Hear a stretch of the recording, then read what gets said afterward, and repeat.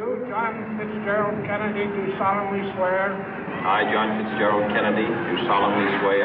That you will faithfully execute the office of President of the United States. That I will faithfully execute the office of President of the United States. And will, to the best of your ability. And will, to the best of my ability. Preserve, protect, and defend the Constitution of the United States. Preserve, protect, and defend the Constitution of the United States. So help you God. So help me God.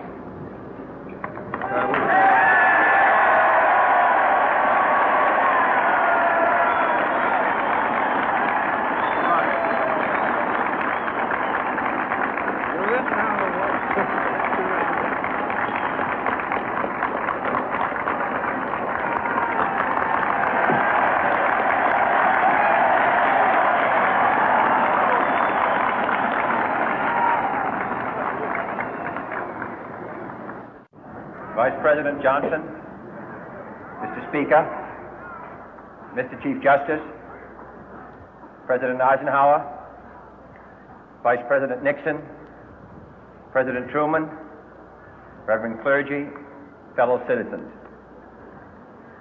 We observe today not a victory of party, but a celebration of freedom, symbolizing an end as well as a beginning, signifying renewal as well as change.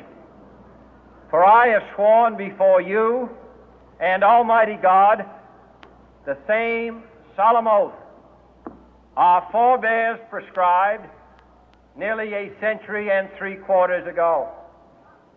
The world is very different now, for man holds in his mortal hands the power to abolish all forms of human poverty and all forms of human life. And yet the same revolutionary beliefs for which our forebears fought are still at issue around the globe.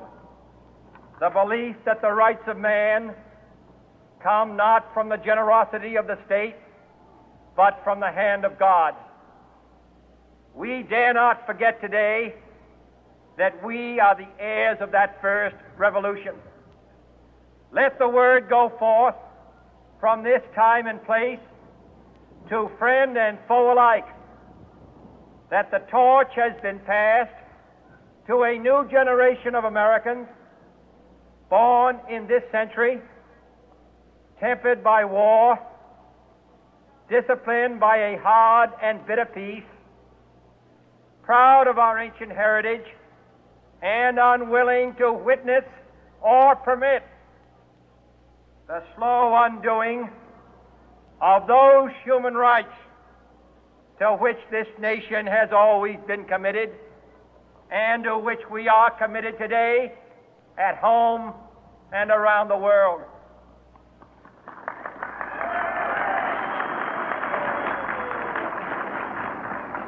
Let every nation know, whether it wishes us well or ill, that we shall pay any price, bear any burden, meet any hardship, support any friend, oppose any foe to assure the survival and the success of liberty.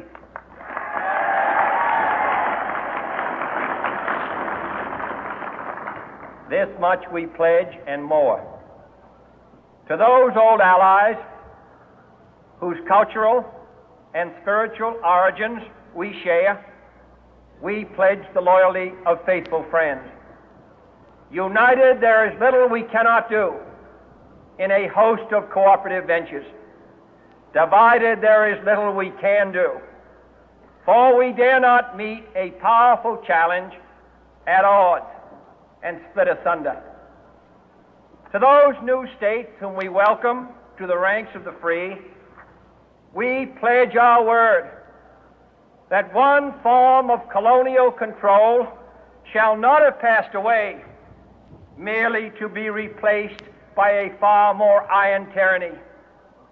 We shall not always expect to find them supporting our view, but we shall always hope to find them strongly supporting their own freedom, and to remember that in the past, those who foolishly sought power by riding the back of the tiger ended up inside.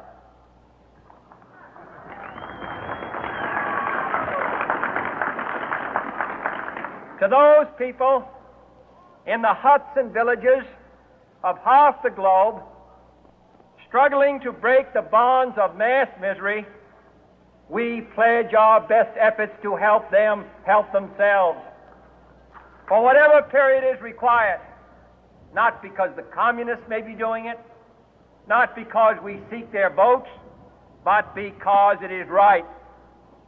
If a free society cannot help the many who are poor, it cannot save the few who are rich.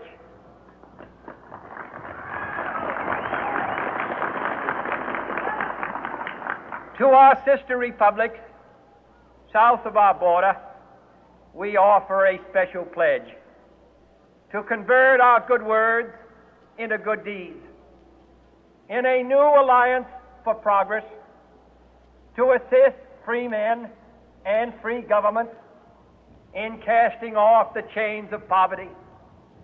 But this peaceful revolution of hope cannot become the prey of hostile powers.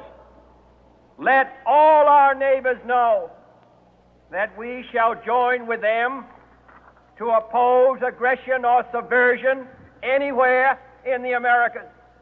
And let every other power know that this hemisphere intends to remain the master of its own house.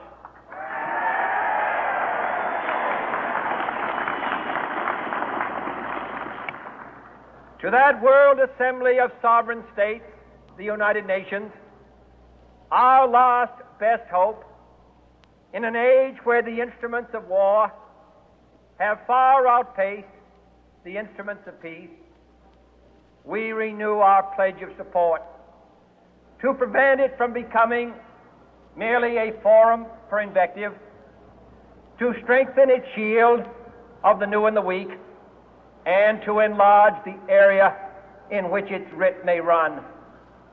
Finally, to those nations who would make themselves our adversary, we offer not a pledge, but a request that both sides begin anew the quest for peace.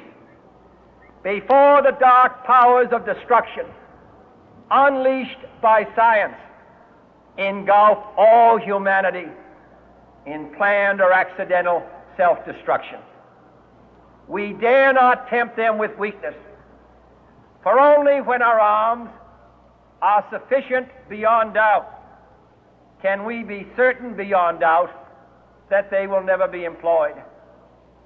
But neither can two great